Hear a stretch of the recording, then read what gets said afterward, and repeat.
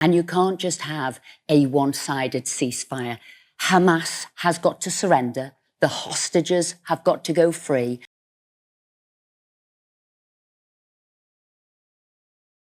And people also need to realise that Israel does have the right to defend itself. What happened there were the worst terrorist attacks Israel had ever had. What they did, the killing, the butchering of people, the taking of children.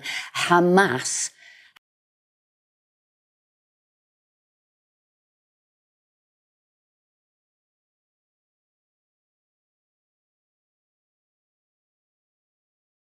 offensive this is. Awful. Can I just say, please, can I say, my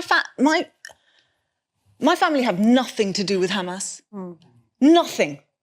The family member of mine who died worked for the UN. His job was he was an engineer and he taught people how to fish. The idea that Hamas and going after Hamas allows collateral damage to the extent that we've seen in the Palestinian, innocent civilian Palestinian population as we've seen.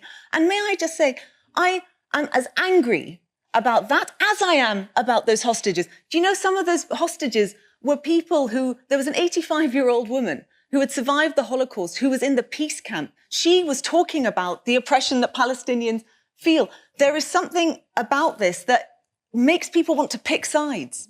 Can I just point out? It's awful on all sides. The government has picked a side, and it feels that way to the Palestinian people.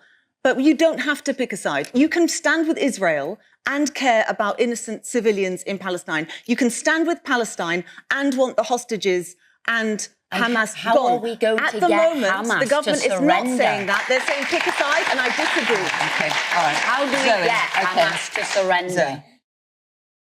Esther, I find it so upsetting hearing you say that about Israel has the right to defend itself. Of course it has the right to defend itself. Nobody's going to say what Hamas did was ever acceptable or okay.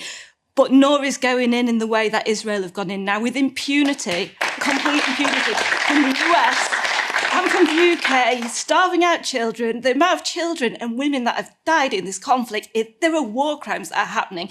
And our governments, it feels like they are siding, with Israel. You're right, we should not be picking sides in this, but absolutely, what has Israel got over the UK and the US that is allowing this to happen? Because it's horrendous.